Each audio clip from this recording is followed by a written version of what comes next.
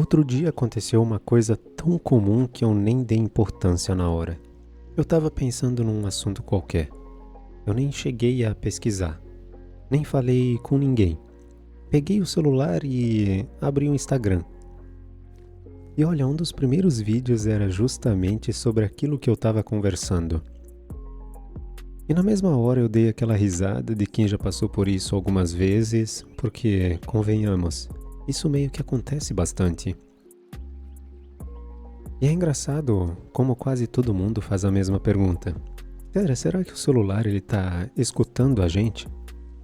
Eu também já pensei nisso. Mas quanto mais eu fui lendo sobre como essas plataformas funcionam, menos essa pergunta me interessou. Na verdade, eu comecei a achar que ela até desvia a atenção da parte mais estranha da história. Porque, mesmo que o celular ele nunca tivesse ouvido uma única palavra nossa, ainda sobraria uma pergunta difícil de responder. Como que esse negócio ele consegue acertar tantas vezes? E não é uma vez ou outra, mas sim repetidamente, a ponto de parecer que existe alguém do outro lado entendendo exatamente o que passa pela nossa cabeça. E olha, sinceramente, eu acho que existe uma pergunta ainda melhor do que descobrir como que o algoritmo ele funciona. A pergunta é, por que ele consegue prever tanta coisa sobre nós? Eu acho que a primeira coisa que eu precisei abandonar foi uma ideia de que eu nem sabia que eu tinha, a de que eu escolho tudo que eu assisto. Porque, pensando rápido, parece até verdade isso. Se eu quiser fechar o aplicativo, eu fecho. Se eu quiser ignorar um vídeo, eu ignoro. Se eu quiser procurar alguma outra coisa, eu procuro. Ninguém está segurando a minha mão. Só que, espera, tem um detalhe aí. Antes de eu escolher qualquer vídeo, alguém, ou melhor, alguma coisa, meio que já decidiu quais vídeos iam aparecer na minha frente. E isso muda um pouco a conversa. Imagina que eu te levo para uma biblioteca enorme, milhares de livros. Você pode escolher qualquer um que você quiser. Agora imagina que, antes de você entrar, eu tiro 99% deles e deixo só uma estante disponível. Meio que você vai continuar escolhendo. Mas percebe que a escolha ela já não acontece no mesmo lugar? Na internet é mais ou menos isso. Quando a gente abre o Instagram, o TikTok ou o YouTube, não estamos olhando para tudo que existe. Meio que seria impossível. Tem muitos vídeos. Então existe um sistema que ele faz esse filtro primeiro.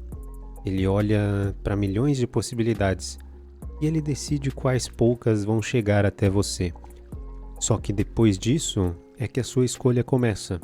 E eu não estou falando isso como se fosse uma conspiração minha, tá bom? Na verdade, seria impossível funcionar de outro jeito. Se todo mundo recebesse exatamente os mesmos milhões de vídeos, ninguém encontraria nada. O filtro, ele precisa existir. Mas a parte que me motivou a fazer esse vídeo meio que foi outra.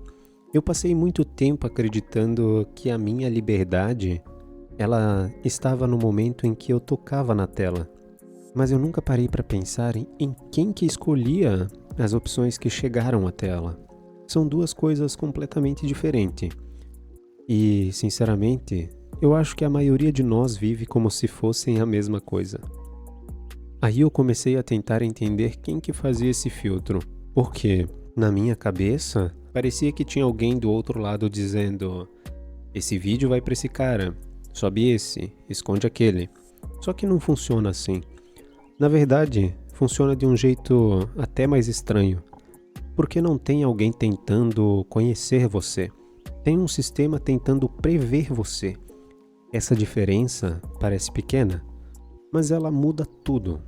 Ele não sabe se você acorda feliz, ele não sabe se você brigou com alguém, ele não sabe se você está preocupado com dinheiro ou se teve um dia muito bom.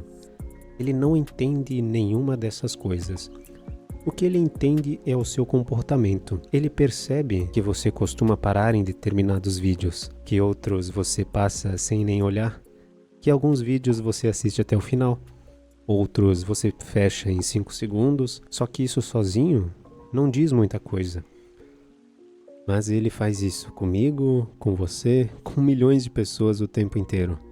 E aí começa uma coisa que eu demorei mais para entender. Quando as pessoas falam em machine learning, parece que estão falando de alguma tecnologia quase mágica. Mas, pelo que eu entendo, a ideia ela é bem mais simples. O sistema ele faz uma aposta. Ele pensa, acho que o vídeo tem uma boa chance de prender a atenção dessas pessoas. Se ele acerta, ele aprende. Se ele erra, ele ajusta a próxima tentativa. Depois ele faz isso de novo e de novo, milhões de vezes por dia. É como alguém que nunca cansa de testar as hipóteses. O objetivo não é entender quem que é você, é acertar o que você provavelmente vai fazer. Isso explica uma coisa que sempre me intrigou. Às vezes a gente fala que o algoritmo conhece a gente, mas acho que essa nem é a palavra certa. Conhecer é entender motivos, entender sentimentos, entender contexto. O algoritmo, ele não faz nada disso. Ele trabalha com probabilidades. Só que, quando uma probabilidade começa a acertar quase sempre, ela dá a impressão de que existe compreensão. E talvez seja justamente aí que a gente se engane. Porque, no fundo, não parece que estamos diante de uma máquina fazendo cálculos. Parece que estamos diante de alguém que nos conhece. E essas duas coisas são completamente diferentes. Quando eu entendi isso, eu achei que tinha chegado na parte mais importante, mas não era. Porque alguns dias depois, eu percebi uma coisa que me incomodou muito mais. Eu não estava mais lembrando da última vez que eu tinha escolhido alguma coisa para assistir. E isso parece uma frase estranha, mas repara no que acontece quando você abre qualquer rede social. Você assiste um vídeo, quando ele acaba, o próximo ele já começou. Você não escolheu, você terminou um e o outro simplesmente apareceu. Depois mais um, depois mais um. E quando você percebe, já faz meia hora. O mais curioso é que durante esse tempo todo você quase não tomou nenhuma decisão. Você só continuou ali assistindo. Aí eu comecei a olhar para essas plataformas de um outro jeito. O feed ele não acaba. O vídeo seguinte já está carregado. As notificações aparecem justamente quando você está longe do aplicativo. As recomendações nunca param. Tudo parece feito para que exista o menor número possível de momentos em que você precise perguntar: eu realmente quero continuar aqui olhando os vídeos? Porque essa pergunta ela é bem perigosa. Se ela aparecer, existe uma boa chance de você fechar o aplicativo. Então, em vez de pedir uma nova decisão, o sistema simplesmente continua. E, sinceramente, eu não acho que isso seja uma teoria. Acho que basta observar como que essas plataformas evoluíram. Elas foram tirando pequenas interrupções, pequenos atritos, pequenos momentos em que você precisava decidir o próximo passo. No começo eu achei que isso era só uma questão de praticidade. E até que em parte ela é. A grande maioria das pessoas não gosta de um aplicativo lento. Mas acho que tem uma outra coisa acontecendo ao mesmo tempo. Quanto menos você precisa decidir, mais tempo você permanece ali. E quanto mais tempo você permanece, mais valiosa a sua presença se torna. E foi nessa hora que eu parei de pensar que o vídeo era o centro da história e, na verdade, o vídeo é só o que mantém você olhando para a parte mais importante, que é a tela. Porque o que essas plataformas elas realmente disputam nunca foi a visualização do vídeo.